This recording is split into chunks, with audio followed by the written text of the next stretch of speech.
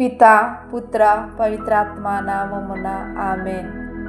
జ్ఞానవాణి శ్రోతలకు స్వాగతం, సుస్వాగతం. ప్రియ స్నేహితులారా, ఈనాటి ధ్యానాంశాన్ని 2 పట్టణంలో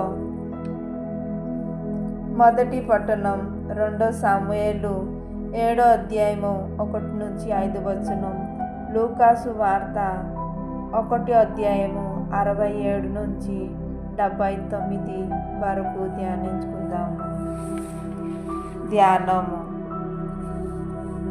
పాత నిబంధనకు క్రొత్త నిబంధనకు మధ్య యోహాను జీవితం గొలుసు లాంటిది. గత కాలంలో దేవుడు విభిన్న రీతులు అంటే ప్రవక్తల ద్వారా పితరులతో మాట్లాడిన కాలాన్ని తన కుమారుని ద్వారా చివరిగా మాట్లాడబోయే కాలాన్ని అనుసంధానం చేస్తుంది. యోహాను జీవితం. యోహాను గారికి నామకరణం చేయగానే జకర్యా నోరు తెరుచుకుంది. గొంతుల నుండి పాట వచ్చింది. అది పాట కాదు, ప్రవచనం కూడా. తను పాట పాడేటప్పుడు పరిశుద్ధాత్మ నింపబడ్డాడు. ఈ పాట జకర్యా ఆశీర్వచన గీతం. మరియా తల్లి కృతజ్ఞతలతో దేవుని స్తుతించారు. జకర్యా పాట దేవుని పుణ్యక్రియలను, అద్భుతాలను వర్ణిస్తుంది. పాట అంశం దేవుని రక్షణం. ఈ పాటలో ప్రధానంగా 3 భాగాలు ఉన్నాయి. మొదటి దేవుని క్రియలను కీర్తిస్తుంది. రెండవది యోహాను గారు చేయబోయి ప్రసిద్ధ కార్యములను వర్ణిస్తుంది.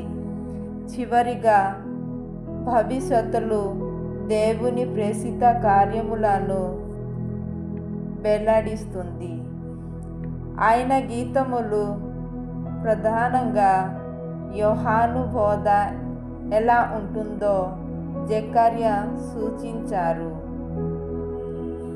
తన కుమారుడు ఏలియా ఆత్మ కలిగిన యోహాను గారి సేవ సఫలతను గూర్చి కూడా ముందే సూచించారు. యూదులు, యూదేతరులు ఎంతగా దిగజారి జీవిస్తున్నారో తేటతెల్లం చేశారు. ప్రపంచంలో పుట్టిన వారి అందరిలో యోహాను చాలా గొప్పవాడని మన ప్రభువు అభివర్ణించారు. ఆయన పాత నిబంధనకు చివరి ప్రవక్త, నూతన నిబంధనకు మొదటి ప్రవక్తగా దేవుని కృపను పొందారు. జకర్యా పాటలో పాత వ్యవస్థ నుండి దేవుడు నూతన వ్యవస్థలోకి అడుగు పెడుతున్నట్లు గమనిస్తే దానిని పాటగా మలచి జకర్యా కీర్తించారు. ఆమెన్.